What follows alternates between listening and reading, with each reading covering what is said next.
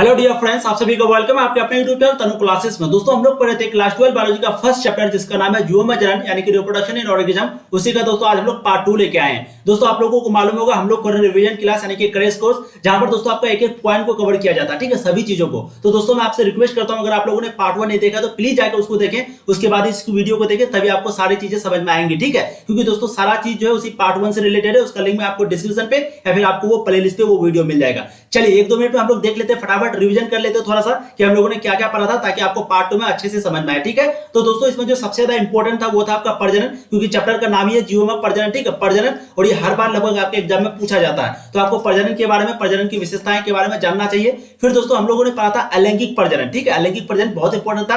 अलैंगिक प्रजनन तो इसके बारे में भी आपको जानना चाहिए, जैसे कि यहाँ पर आप देखिए असेक्सुअल रिप्रोडक्शन, इसके क्या क्या लाभ होते हैं इसको भी आपको जानना चाहिए, ठीक है। फिर दोस्तों हम लोग आगे जो पढ़े थे पौधे में अलैंगिक प्रजनन, जो कि बहुत VBI है, मैंने आपको कहा भी था, इसमें बहुत बार बोर्ड एग्जाम में पूछा जा चुका है। तो आप पौधे में अलैंगिक प्रजनन, इसमें तो दोस्तों रूट के बारे में, स्टेम के बारे में, जड़ के बारे में, तना के बारे में, पत्ता के बारे में, फूल के बारे में और फल और बीज। तो इसमें से दोस्तों जो सबसे ज्यादा इंपॉर्टेंट है वो आपका स्टेम यानी कि तना इंपॉर्टेंट, ठीक है, हमने आपको बताया भी था। और फूल भी इंपॉर्टेंट है लेकिन उतना नहीं। तो दोस्तों इसको भी 2 भाग में बढ़ाया जाता है, जैसे कि यहाँ पर आप देखिए वेजिटेटिव रिप्रोडक्शन, जन्म से लेकर के नेचुरल डेथ तक के टाइम को क्या बोलते हैं, जीवन अवधि। ये क्वेश्चन शॉर्ट क्वेश्चन में पूछा गया है। अब अगर आप देखेंगे तो इसको 2 भाग में बांटा गया, एक वेजिटेटिव फेज, एक रिप्रोडक्टिव फेज। रिप्रोडक्टिव फेज में सिर्फ फूल के बारे में बात होता है, लेकिन वेजिटेटिव फेज में जो है फूल को छोड़ करके बाकी सारी चीजों के बारे में बात होती है, जैसे कि तना हो गया, आपका जड़ हो गया, तना हो गया, पत्ता हो गया, और भी जितने भी पेड़ में चीजें होती है सभी के बारे में। इसमें से सबसे ज्यादा इंपॉर्टेंट कौन सा है, स्टेम है, ये मैं बार बार आपको बता रहा हूं। अब इसको भी दोस्तों 2 भाग में बांटा जाता है, एक है नेचुरल, एक है आर्टिफिशियल। यानी नेचुरल मतलब प्रकृति के द्वारा जो होता है, एक आर्टिफिशियल। तो यहाँ पर दोस्तों रिप्रोडक्शन मतलब, रिप्रोडक्शन का मतलब क्या हो गया, प्रजनन, यानी कि जो पौधे का भाग को काट करके जो बनाया जाता है कोई नया पौधा, उसी को यहाँ पर जो है 2 भाग में बांटा गया है। तो एक प्रकृति के द्वारा यानी कि ऑटोमेटिक होता है, और एक आर्टिफिशियल के द्वारा। तो हम लोग ने प्रकृति के द्वारा पढ़ा भी था, जिसमें दोस्तों बाय स्टेम जो है वो बहुत इंपॉर्टेंट था, मैंने आपको कहा भी था, ठीक है, ये नेचुरल द्वारा। अब अगर दोस्तों आगे देखेंगे आप लोग, यहां पर आपका आ जाता है एवीआर। एवीआर को 5 प्रकार में बांटा गया, हम लोगों ने पढ़ा था, जिसमें से दोस्तों कटिंग के बारे में, कटाई करके कैसे पौधे बनाए जाते हैं, लायरिंग करके, लायरिंग में 2 चीज होता है, एक मिट्टी दे करके और एक हवा में, तो कैसे पौधे बनाए जाते हैं, और एक ग्राफ्टिंग करके, जो कलम जो बोलते हैं हम लोग, यानी कि पेड़ क्या था, पेड़ का कोई डाल को ऐसे करके काट दिया जाता था, रिंग के जैसा थोड़ा सा चारों तरफ से काट दिया जाता था, फिर उसको पन्नी से लपेट दिया जाता था, तो कैसे करके ग्राफ्टिंग से बनाया जाता है, ठीक है, कलम बांधने का काम। तो हम लोगों ने इन तीनों के बारे में डिटेल्स में पार्ट 1 में पढ़ा था। तो प्लीज मैं आपसे रिक्वेस्ट करता हूं, पार्ट 1 में आपके सारी चीजें कवर हो चुकी है। आज की वीडियो में हम लोग पढ़ेंगे 4 नंबर पॉइंट, टिश्यू कल्चर यानी कि उत्तक संबंध के बारे में, और सबसे ज्यादा इंपॉर्टेंट आपका यही है, ठीक है। और माइक्रोप्रोपेगेशन के बारे में भी पढ़ेंगे, सूक्ष्म प्रजनन के बारे में, ये भी आपका इंपॉर्टेंट है, लेकिन सबसे ज्यादा इंपॉर्टेंट आपका टिश्यू कल्चर है, ठीक है। तो हम लोगों ने कटिंग के बारे में, लायरिंग के बारे में, लायरिंग में 2 चीज होता है, एक सोयल और एक एयर। सोयल में देखिए मिट्टी ढक करके हो रहा है, और एयर में देखेंगे अगर आप तो यहाँ पर देखिए हवा में हो रहा। तो हम लोगों ने पढ़ लिया था, ग्राफ्टिंग के बारे में भी पढ़ लिया था, इसलिए मैं रिक्वेस्ट करता हूं अगर आप लोग नहीं देखे हैं तो प्लीज पार्ट 1 को देखेंगे। चलिए आज हम लोग स्टार्ट करने वाले, जैसे कि आप लोग को मालूम होगा, जो रेगुलर देखते हैं उसको मालूम होगा, आज पार्ट 2 आपका टिश्यू कल्चर से शुरू होगा, ठीक है, जो कि बहुत इंपॉर्टेंट है। एक बार चेक कर लेते हैं वॉइस क्लियर आ रही है कि नहीं। चलिए हम लोग शुरू करते हैं लेक्चर को। आज का काफी धमाल होने वाला लेक्चर, आप लोग शुरू से लेकर के अंत तक देखेंगे, और जो जो पॉइंट में नोट करने के लिए बोलूंगा प्लीज आप उसको नोट करेंगे, ठीक है।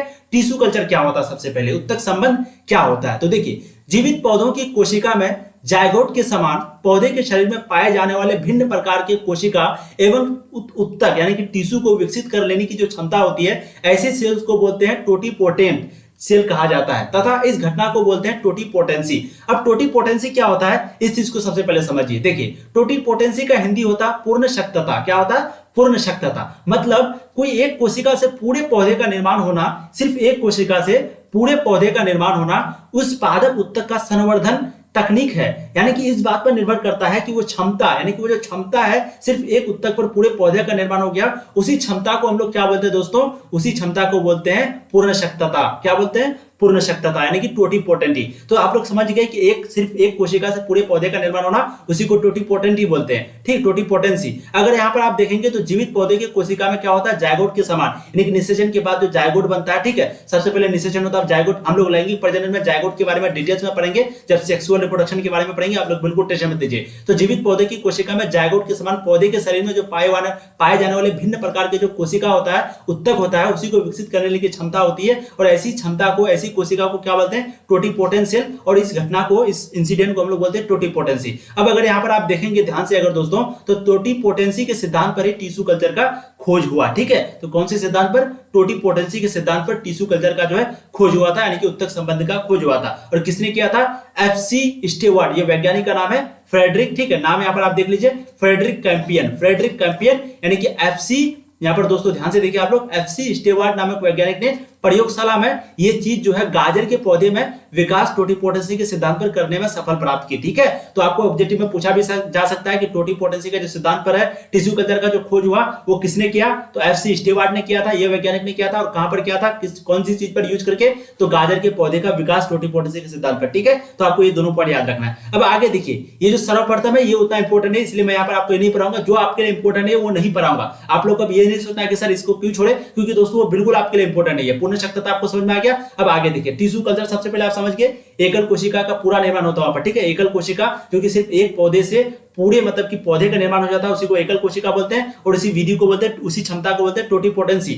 और जो उत्तक प्रबंध होता है, सबसे बड़ा भूमिका किसका होता है, टोटिपोटेंसी का। ठीक है, टोटिपोटेंसी का हिंदी क्या होता है, पूर्ण शक्तता। तो आप लोग इंग्लिश हिंदी दोनों मिक्सर करके लिखेंगे, मैं बार बार बता रहा हूं क्योंकि आपको इससे मार्क्स जो है वो बहुत अच्छे मिलेंगे। मैं भी दोस्तों वैसे ही लिखा था, मेरे बहुत सारे फ्रेंड है जो कि इंग्लिश हिंदी मीडियम दोनों को मिला के लिखता था, खास करके हिंदी मीडियम वाले बच्चे। ठीक है, अब देखिए टिश्यू कल्चर के लाभ, गति से नए पौधे का विकास, डिजीज फ्री पौधे का उत्पादन एवं उच्च गुणवत्ता वाले पौधे का विकास ही टिश्यू कल्चर का प्रमुख लाभ है। ठीक है, तो गति से नए पौधे का विकास हो गया, और आपका डिसीज फ्री पौधे का उत्पादन हो गया, और उच्च गुणवत्ता वाले जो पौधे का विकास है उसी को हम लोग क्या बोलते हैं, टिश्यू कल्चर का प्रमुख बोलते हैं। ठीक है, आगे देखिए, माइक्रो प्रोपेगेशन, टिश्यू कल्चर का एक लाभ हम लोग को देखना, टिश्यू कल्चर का सर्चिंग है वो चीज देख लेना है कि टिश्यू कल्चर क्या होता है। अब आप देखिए माइक्रो प्रोपेगेशन के बारे में, यानी कि सूक्ष्म प्रवर्धन के बारे में। देखिए, टिश्यू कल्चर की सहायता से पौधे के छोटे से पार्ट के द्वारा तीव्र गति से नए पौधे का विकास को ही माइक्रोप्रोपेगेशन कहा जाता है। ठीक है, तो ये किसके सहायता से, टिश्यू कल्चर की ही सहायता से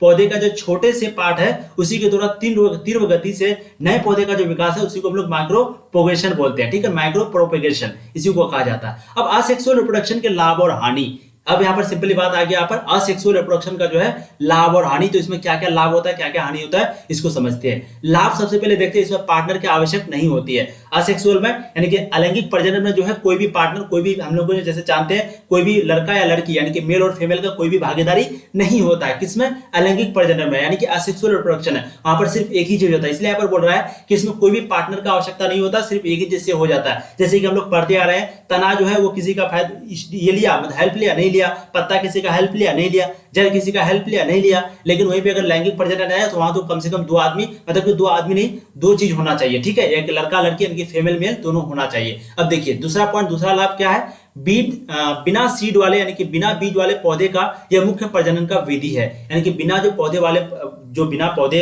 वाले होते हैं, जैसे कि बहुत कुछ क्या होता है, बीज लगा करके पौधा होता है, और बहुत पौधा ऐसा होता है जिसको सिर्फ काटने उठने पर ही उसको लगाया जा सकता है। ठीक है, तो यहाँ पर वही कह रहा है कि बिना बीज वाले पौधे का यह मुख्य प्रजनन का विधि है। अब हानि देख लीजिए, हानि जो है वो क्या है, विभिन्नता नहीं होती है, कोई भी विभिन्नता नहीं होती है। जैसे कि मैंने आपको शुरू में ही बताया था, वो बिल्कुल समान होता है, सिर्फ हाइट में थोड़ा कम ज्यादा वगैरह होता है, लेकिन देखने में बिल्कुल जो है समान होता है। ठीक है, तो इसमें कोई भी विभिन्नता नहीं होती है, इसलिए कक्षणों का विकास नहीं होता है, अर्थात विकास में इसकी कोई भूमिका नहीं होती है, अनुकूल की क्षमता नहीं होती है। तो आपको चीजें समझ में आ गया, आपको प्रोपेगेशन के बारे में, माइक्रो प्रोपेगेशन और टिश्यू कल्चर, जो कि बहुत छोटा और बहुत इंपॉर्टेंट था। अब दोस्तों आज का जो सेशन है वो काफी धमाल अब से होने वाला है। ठीक है, तो एक बार चेक कर लेते हैं वॉइस जो क्लियर है कि नहीं। चलिए, वॉइस बहुत क्लियर है। तो दोस्तों हम लोग अभी पढ़ने वाले हैं जंतुओं में अलैंगिक प्रजनन। पहले हम लोग पादपों में पढ़ लिए, अब पढ़ेंगे जंतुओं में। इसमें दोस्तों फिजन यानी कि टूटना, फिर आपका हो जाता है कि मुकुलन। ठीक है, इस सभी चीजों के बारे में पढ़ेंगे। सबसे पहले आपका आ गया फिजन, जिसको हम लोग बोलते हैं टूटना। उसके बाद इसमें दो प्रकार होता है, एक बाइनरी फिजन, एक मल्टीटाइप फिजन, इसके बारे में भी पढ़ेंगे। फिर बाइनरी फिजन में प्रकार होता है, उसके बारे में भी पढ़ेंगे। ठीक है, फिर दोस्तों आपका जो दूसरा टॉपिक आता है आपका यहाँ पर अगर देखेंगे, बडिंग यानी कि मुकुलन, ये भी बहुत इंपॉर्टेंट टॉपिक है, इसके बारे में पढ़ेंगे, बहुत इंपॉर्टेंट टॉपिक है मुकुलन। उसके बाद फिर दोस्तों तीसरा जो आपका टॉपिक आता है वो आपका क्या आ जाता है दोस्तों, तीसरा टॉपिक यहाँ पर देखेंगे अगर विखंडन। आप लोग 10th क्लास में पढ़े हैं, मुकुलन विखंडन वगैरह पढ़े हैं, यहाँ पर हम लोग उसी चीज को डिटेल्स में पढ़ेंगे। फिर दोस्तों चौथा पॉइंट आपका पुनः जनन। तो चलिए एक एक करके हम लोग फटाफट पढ़ते हैं, फिर आपको जो है चीजें और अच्छे से समझ में आएंगी, सारी चीजें क्लियर होगी। ठीक है, तो देखिए सबसे पहला पॉइंट आपका फिजन। फिजन होता क्या है, तो दोस्तों पेरेंट सेल को दो या दो से अधिक भाग में टूट जाता है और सभी डॉटर सेल आपस में समान या फिर असमान होते हैं। ठीक है, तो एक मैन सेल होता है, एक मैन कोशिका होता है जो कि टूट जाता है दो या दो से अधिक भाग में। फिर क्या होता है, तो सभी डॉटर जो है वो मतलब कि आपस में समान या फिर असमान होता है, ठीक है। तो सभी डॉटर सेल्स जो है वो आपस में क्या होता है, समान या फिर असमान। तो पेरेंट सेल जो है वो क्या होता है, दो या दो से अधिक भाग में टूट जाना, और सभी डॉटर सेल आपस में समान या फिर असमान होते हैं। अब देखिए पेरेंट सेल यहाँ पर देखेंगे, पेरेंट सेल को हम लोग क्या बोलते हैं, मदर सेल भी बोलते हैं, यानी कि पेरेंट माता पिता भी बोल सकते हैं, मदर सेल भी बोलते हैं, मालिक हो गया एक प्रकार का, ठीक है। इससे दो सेल बनता है, पेरेंट सेल को अगर काट देंगे तो वो दो सेल बनाएगा, जिसको हम लोग बोलेंगे डॉटर सेल, ठीक है। तो एक पेरेंट सेल हो गया और एक हो गया आपका डॉटर सेल। आप लोग ध्यान रखिएगा। आगे देखिए, डॉटर सेल्स की संख्या के आधार पर फिजन की को भी दो प्रकार में बांटा गया, ठीक है। तो डॉटर सेल सबसे पहले समझ में आ गया कैसे कैसे करके होता है, दो मतलब कि पेरेंट सेल को कैसे होता है। अब डॉटर सेल का जो संख्या के आधार पर है, हम लोग फिजन को भी दो प्रकार में बांटा गया है। एक है बाइनरी फिजन, जिसको बाइनरी विखंडन बोलते हैं, दूसरा मल्टाइड फिजन, ठीक है। तो बाइनरी फिजन क्या होता है, मल्टाइड फिजन क्या होता है, बहुत इंपॉर्टेंट है, जिसमें सबसे ज्यादा इंपॉर्टेंट आपका बाइनरी फिजन है। तो डॉटर सेल की संख्या के आधार पर फिजन को भी दो प्रकार का बांटा गया है, ठीक है। देखिए सबसे पहले बाइनरी फिजन यानी कि बाइनरी विखंडन क्या होता है। बाइनरी फिजन जब एक सिंगल पेरेंट सेल से केवल दो डॉटर सेल बनता है तो उसे बाइनरी फिजन कहते हैं, ठीक है। तो सिर्फ एक सिंगल पेरेंट सेल से दो अगर डॉटर सेल बने तो उसको बोलेंगे बाइनरी फिजन, उसको क्या बोलेंगे, बाइनरी फिजन। अब बाइनरी फिजन के भी कुछ प्रकार होते हैं, किसके आधार पर, विभाजन के आधार पर, यानी कि बांटने के आधार पर। सबसे पहला है transverse binary fission, transverse binary fission. तो यहाँ पर आप लोग देख सकते हैं किस प्रकार जो है यहाँ पर ट्रांसफर बाइनरी फिजन जो है किस प्रकार यहाँ पर काटता है, ठीक है। तो किस तरीके से यहाँ पर विभाजन होता है ट्रांसफर बाइनरी फिजन में। तो इसका एग्जांपल जो है पैरामीशियम, आपको क्या याद रखना है, आप लोग बोलेंगे इंग्लिश मीडियम का टेंशन लेना है। मैं बार बार बता रहा हूँ दोस्तों, इंग्लिश हिंदी साथ में लिखना है, क्योंकि बायोलॉजी में लगभग 70 से 80% जो है इंग्लिश हिंदी मीडियम सब सेम होता है, ठीक है। तो यहाँ पर बाइनरी फिजन आपको समझ में आ गया, विभाजन के आधार पर होता है, और ट्रांसफर बाइनरी फिजन इसी को बोलते हैं, ठीक है, इसी को बोलते हैं, क्योंकि यहाँ पर इस तरीके से यहाँ पर काटा गया, विभाजन हुआ है, और इसका एग्जांपल हो गया पैरामीशियम। देखिए अगर हम आपको इसको सिंपल में समझाएं तो बहुत सिंपल वर्ड है। मल्टीपल मतलब क्या होता है, बहुत सारा फिजन मतलब टूटना, ठीक है। तो टूटने के बाद बहुत सारा भाग बनना, उसी को मल्टीपल फिजन बोलते हैं। अगर आप बाइनरी में देखेंगे, जैसे कि मैंने आपको शुरू में बताया बाइनरी के बारे में, थोड़ा सा समझ लीजिए। बाइनरी में क्या होता था, कोई भी चीज अगर आप देखेंगे बाइनरी में तो उसमें टोटल प्रकार होता है, ठीक है। जिसमें सबसे ज्यादा इंपॉर्टेंट जो है वो एक ट्रांसवर्स और एक बाइनरी। बाइनरी में कौन कौन इंपॉर्टेंट है, ट्रांसवर्स और बाइनरी। बाइनरी में कोई भी चीज जो है सिर्फ दो भाग में टूटता था, जैसे कि यहाँ पर देखिए दो भाग में टूटा है, यहाँ पर भी दो भाग में टूटा है। यहाँ पर भी दोस्तों आपका एम्बिला जो है इरेगुलर बाइनरी है, ये इरेगुलर है, ठीक है, रेगुलर नहीं है। तो यहाँ पर भी उसी प्रकार का अमीबा एग्जांपल है, ठीक है। और यहाँ पर एक कराटिन, ये भी एग्जांपल है। लेकिन मल्टीपल फिजन में जो है वो बहुत ज्यादा टूटता है, बहुत ज्यादा भागों में। कोई भी जो पेरेंट सेल होता है वो बहुत ज्यादा भागों में टूटता है, मल्टीपल फिजन, तो उसी को हम लोग बोलेंगे यहाँ पर मल्टीपल फिजन। और ये जो है अनफेवरेबल कंडीशन होता है, मतलब प्रतिकूल, एक होता है अनुकूल, एक होता है प्रतिकूल। फेवरेबल मतलब अनुकूल और एक होता है प्रतिकूल, तो ये जो है अनफेवरेबल होता है, ठीक है, ये न्यूक्लियस वगैरह। और दोस्तों इसमें जो है थ्री लेयर वाल, जैसे कि आप यहाँ पर देखिए कोई भी फिजन हो टूटने के बाद बहुत ज्यादा प्रकार में बनता है, तो उसी को हम लोग मल्टीपल फिजन बोलते हैं। लेकिन आपका जो इंपॉर्टेंट है इसमें, ये मल्टीपल फिजन के बारे में उतना ज्यादा डिटेल्स में नहीं, ज्यादा इंपॉर्टेंट आपका क्या है, बाइनरी फिजन। बाइनरी में सिर्फ दो, वो है ट्रांसवर्स और एक लॉन्गिट्यूडनल, ठीक है। तो इन दोनों को याद रखना। ट्रांसवर्स का एग्जांपल होता है पैरामीशियम, और लॉन्गिट्यूडनल का होता है आपका यहाँ पर इस यूक्लिना वगैरह सब कुछ दिया हुआ, स्पोर्ट वगैरह, ठीक है। तो आपको आई स्पोर्ट वगैरह ये सब रट लेना है आपको, ठीक है। फिगर वगैरह भी देख लेना है, क्योंकि अगर बनाएंगे तो आपको मार्क्स ज्यादा मिलेगा। अब एक नोट देख लीजिए यहाँ पर, प्रतिकूल परिस्थिति में क्या होता है देख लीजिए। प्रतिकूल मतलब क्या बताया मैंने दोस्तों अभी, इसका इंग्लिश अनफेवरेबल, ठीक है। तो प्रतिकूल परिस्थिति में अमीबा जो है वो तीन लेयर वाला प्रतिरोधी वाल दीवार घिर जाते हैं, ठीक है। तो अमीबा जो है वो तीन लेयर वाला प्रतिरोधी वाल द्वारा घिर जाता है, कि कौन सी स्थिति में, प्रतिकूल परिस्थिति में। और अनुकूल समय आने पर अमीबा के न्यूक्लियस विभाजित होकर बहुत न्यूक्लियस बना लेता है, और तब प्रत्येक न्यूक्लियस थोड़ा बहुत साइटोप्लाज्म जमा कर अतः छोटा अमीबा बना लेता है, जिसे हम लोग अमैग क्या बोलते हैं, अमैग, ठीक है, अमेबैक ऐसे कुछ है, तो ये बोलते हैं। तो आपको ये चीज नहीं समझना, सिर्फ आप यहाँ नोट देख लीजिए, ये पूछा नहीं गया एग्जाम में कभी, ठीक है। तो सबसे पहले क्या होता है, तीन लेयर वाला प्रतिरोधी बन जाता है, वाल द्वारा गिर जाता है, फिर बाद में जो है वही अनुकूल समय आने पर अमीबा के जो है न्यूक्लियस विभाजित होकर बहुत न्यूक्लियस बना लेता है, ठीक है। अब समझ में आ गया कि नोट। अब देखिए बडिंग, हम लोगों ने सबसे पहले आपका क्या देखा दोस्तों, सबसे पहले हम लोगों ने यहाँ पर देखा आपका विखंडन, एक प्रकार का फिजन, ठीक है, टूटना जो हम लोग बोलते हैं इसको, टूटना। हम लोगों ने फिजन टूटना देख लिया। अब दूसरा देखेंगे दोस्तों मुकुलन, यानी कि बडिंग, जो कि बहुत इंपॉर्टेंट है, बहुत बार आपके एग्जाम में पूछा गया है। तो मुकुलन को अगर आप देखेंगे तो एक यहाँ पर कोई सेल रखा हुआ है, इसका क्या होता है, एक बड निकल गया, थोड़ा सा बड निकल गया, ठीक है। यही बडिंग जो है वो एक बडिंग अलग बन जाता है और एक ही अलग बन जाता है। तो ये हो जाता है आपका मदर सेल, जो कि थोड़ा बड़ा होता है, और ये जो बडिंग जो छोटा सा भाग निकलता है वो बन जाता है स्मॉलर डॉटर, यानी जिसको हम लोग बोलते हैं डॉटर सेल, ठीक है। अब यहाँ पर आप लोग देखिए चीजें आपको समझ में आ गई। इसका कोई एक, जैसे मान लीजिए कोई मेरे पास गोल रसगुल्ला था, उसको इसका एक चीज ऐसे करके निकल गया, ठीक है। अब इसी चीज को लेकर के हम लोग दोबारा एक पौधा बना देंगे, कोई सेल वगैरह कोशिका बना देंगे, तो वो जो है आपका आ जाएगा स्मॉलर सेल में, ठीक है। और मदर सेल हो जाएगा वो जिससे टूटा, तो चीजें आपको समझ में आ गई। बडिंग यानी कि मुकुलन का क्या मतलब होता है, आगे देखिए और भी समझ में आएगा। अब बडिंग भी जो है वो दो प्रकार के होता है। बडिंग जो है यानी कि टूटना, बडिंग का सिंपल सा मतलब समझाए तो कोई चीज दोस्तों जैसे कि ये गोल था, अब यहाँ अचानक बढ़ गया, ये अचानक क्या हो गया, बढ़ गया, निकल गया, तो इसी को काट करके एक हम अलग बना दिए और ये जो गोल था वो रह गया, तो ये गोल हो गया पेरेंट सेल, और जिसको हम लोग जो है तोड़ करके बनाएंगे तो वो हो गया दोस्तों आपका डॉटर सेल। ठीक है, अब ये भी दो प्रकार का होता है, एक होता है एक्सोजीनियस बडिंग, एक होता है एंडोजीनियस बडिंग। एक्सो का मतलब ही आपको लग रहा है बाहर होगा और एंडो का मतलब लग रहा है अंदर होगा। ठीक है, और जीनियस का मतलब क्या होता है, उत्पत्ति। जीनियस का मतलब क्या होता है, उत्पत्ति। और बडिंग का मतलब मैंने आपको बता दिया, मुकुलन। ठीक है, तो बडिंग यानी कि मुकुलन जो है वो दो प्रकार का होता है, एक एक्सोजीनियस बडिंग, एक एंडोजीनियस बडिंग, जो कि बहुत इंपॉर्टेंट है, आप लोग समझते हुए चलिए। अब एक्सोजीनियस बडिंग को अगर देखेंगे तो एक्सो का मतलब मैंने आपको बताया बाहरी, और जीनियस का मतलब क्या होता है, उत्पत्ति, यानी कि बाहरी उत्पत्ति हो उसको बोलेंगे हम लोग एक्सोजीनियस। ठीक है, देखिए यहाँ पर आप लोग एक चीज समझिए, मैं एक चीज आप लोगों का पॉइंट यहाँ पर छोड़ दिया, तो बडिंग का जो है मतलब आपको समझ में आ गया कि कोई यहाँ पर बढ़ जाता है, उसी भाग से कोई नया पैदा होता है, उसी को हम लोग बडिंग बोलते हैं, यानी कि मुकुलन बोलते हैं। ठीक है, मुकुलन का मैंने आपको दो प्रकार बताया, एक्सोजीनियस बडिंग, एंडोजीनियस बडिंग। अब एक्सोजीनियस बडिंग मैंने आपको बताया दोस्तों जो बाहरी उत्पत्ति हो। अब यहाँ पर हिंदी में लिखा हुआ कि बड का विकास यानी कि एक कली का विकास जो है वो शरीर के बाहरी सतह से होता है तथा यह मदर सेल से अलग होने पर नए जीव का विकास करता है। ठीक है, तो सबसे पहले ये कहां से होता है, बाहरी सतह से। जैसे कि यहाँ पर देखिए मुंह है, ये आपका अलग भाग बन गया, ये हाइड्रा एग्जाम्पल है, एग्जाम्पल आपको जरूर याद रखना है। एक्सोजीनियस का एग्जांपल क्या हो गया, हाइड्रा। ठीक है, तो ये बाहरी हो गया, अब इसको क्या होगा, ये बाद में अलग हो जाएगा। ठीक है, ये क्या हो जाएगा, मदर सेल से, जो मदर सेल है पूरा वाला उससे अलग हो जाएगा, जिसको हम लोग डॉटर सेल बोलेंगे, अलग हो जाता है, तो इसी को दोस्तों बोलेंगे एक्सोजीनियस, ये बाहरी सेल हो गया आपका। ठीक है,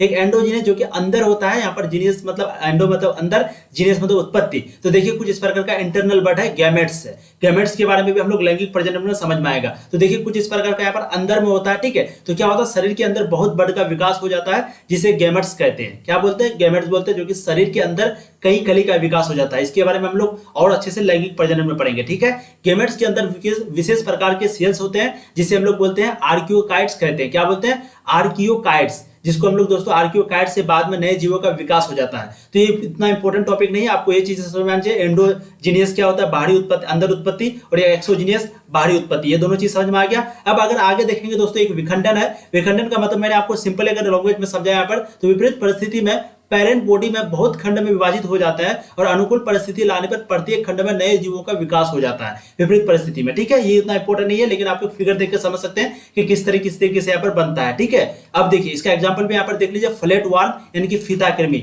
एग्जांपल सभी के याद रखना, एग्जांपल ऑब्जेक्टिव में एग्जांपल ही पूछता है आपका, यानी कि एमसीक्यू क्वेश्चन में। ठीक है, एक रीजनरेशन के बारे में बताया मैंने आपको कि ये क्या होता है, फ्रेगमेंटेशन के समान होता है, जिसको स्पोंज, इसका एग्जांपल है स्पोंज। और स्पोंज जो है वो भी दो बीजाणु निर्माण, यहाँ पर अगर आप लोग देखेंगे तो एक विशेष प्रकार का एक कोशिकीय पतला वाला रचना होता है, जिसमें नए जीवों को विकसित करने की क्षमता होती है। इसमें क्या होती है, नए जीवों को विकसित करने की क्षमता, और ये भी दो प्रकार का होता है, एक होता है मोटाइल स्पोर, एक होता है नॉन मोटाइल। ठीक है, तो दोस्तों फर्स्ट चैप्टर जो है आपका यहीं तक है। आपको जो इंपॉर्टेंट मैंने आपको बताया, एक बार रिवीजन कर देते हैं फटाफट फर्स्ट चैप्टर का, उसके बाद फिर हम लोग सेकंड चैप्टर को करेंगे। फर्स्ट चैप्टर आपका समाप्त हो चुका है, इसके बाद अब आपका इसका ऑब्जेक्टिव क्वेश्चन सबसे पहले होगा, फिर इसका सब्जेक्टिव क्वेश्चन होगा, फिर हम लोग नेक्स्ट चैप्टर को शुरू करेंगे। ठीक है, तो आपका जो सबसे ज्यादा इंपॉर्टेंट है मैंने आपको बताया, कौन सा इंपॉर्टेंट दोस्तों, एक्सोगेमिक बडिंग, एंडोगेमिक बडिंग। एक्सो एंडो आपको दोनों को समझ लेना है बस डिटेल्स में, जो कि मैंने आपको बताया। फिर उसके बाद दोस्तों आपका इसमें जो इंपॉर्टेंट मैंने आपको बताया वो कौन कौन सा, ट्रांसवर्स और एक लॉन्गिट्यूडिनल। ठीक है, ये दोनों के बारे में आपको देख लेना है। फिर दोस्तों मैंने बताया जंतु में अलैंगिक जनन में फिजन जो इंपॉर्टेंट तो है ही, उसी में हम लोग पढ़ते थे। असेक्सुअल के लाभ वगैरह, हानि वगैरह, ये सारा चीज, और टिश्यू कल्चर के लाभ वगैरह जो कि बहुत इंपॉर्टेंट है, इसके बारे में बताया। ठीक है, तो ये सभी चीज जितना भी दोस्तों आपको इंपॉर्टेंट बोले वो सभी चीज इंपॉर्टेंट है, प्लीज आप उसको देखना है। और ये आपका था क्या, पार्ट 2। ये क्या था दोस्तों, पार्ट 2। पार्ट 1 नहीं देखे तो प्लीज पार्ट 1 को भी देख लेंगे, और ये आपका था पार्ट 2। फिर अब आपका ये फर्स्ट चैप्टर आपका कंप्लीट हो गया, इसका ऑब्जेक्टिव क्वेश्चन, फिर सब्जेक्टिव, फिर आपका जो है सेकंड चैप्टर शुरू हो जाएगा। ठीक है, इसी तरीके से करेक्ट करेंगे, और देखिए फटाफट आपका पूरा चैप्टर को जो समाप्त करने का कोशिश करेंगे। एक ही पॉइंट आपका जो एग्जाम की दृष्टि से बहुत इंपॉर्टेंट है, महत्वपूर्ण है, उसको हम लोग छोड़ने का बिल्कुल प्रयास नहीं करेंगे, उसको पढ़ाने का बिल्कुल प्रयास करेंगे। ठीक है, चलिए फिर मिलेंगे दोस्तों नए वीडियो में। आप लोग पढ़ाई करते रहिए। All the very best.